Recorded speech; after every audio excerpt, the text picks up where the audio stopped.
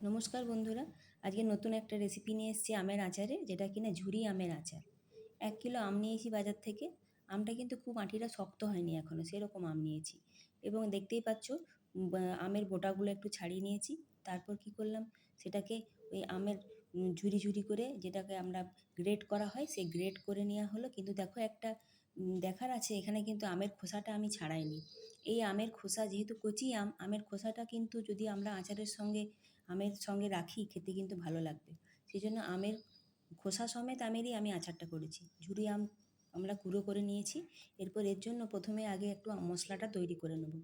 প্রথমে আমি জিরে, মৌরি, ধনে, লঙ্কা, এইসব মেথি সব কিছু দিয়ে একটা ড্রাই রোস্ট করে নিচ্ছি প্রথমে। সেই রোস্টটা ভালো করে একটু লাল লাল হওয়া পর্যন্ত ভেজে নেব। ভেজে নেওয়ার পর এটা ঠান্ডা হলে নামিয়ে রাখবো। দেখো, ধনেটা কিন্তু আমি পরে দিলাম, আগে একে একে করে মশলাটা দিয়ে আমি ভাজবো। নামিয়ে রাখলাম, ঠান্ডা হচ্ছে। পরে কড়াইটা গরম করে ওর মধ্যে আমি তেল দিলাম, সরষের তেল। খুব বেশি পরিমাণ তেল নয়, কিন্তু তেলটা খুবই কমে লাগে এই আচারটা করতে গেলে। এরপর সেখানে তেজপাতা দিলাম দুটো।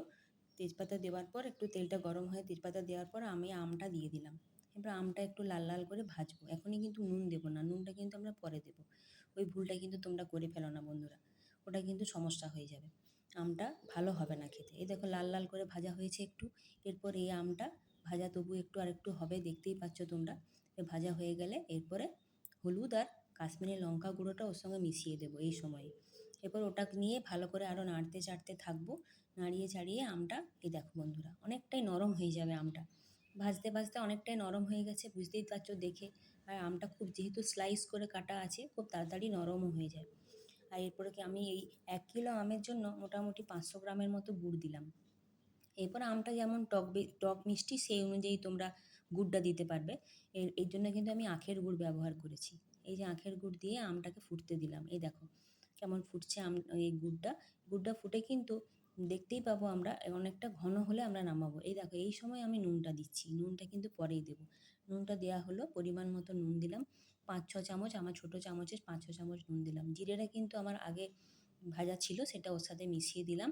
এরপর এই যেটা দেখো, একটা মশলাটা যাতে খুব ফাইন মিহি পেস্ট করলাম না, একটা হাতে লাগবে রাফ, ওই রকমই আমি একটা মিহি করলাম।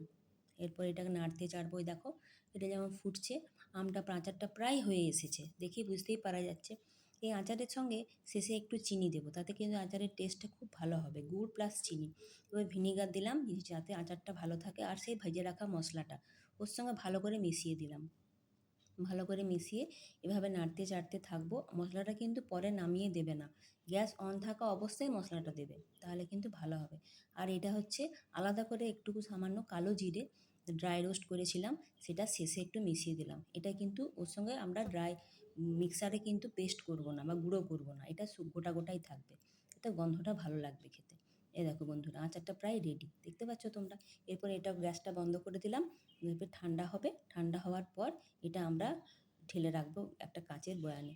এরপরে কি এটা আমি অনেক দিন ধরে 5 মাস 6 মাস রাখতে পারবো। কেমন লাগলো বন্ধুরা, তোমরা খেয়েও দিয়ে জানিও।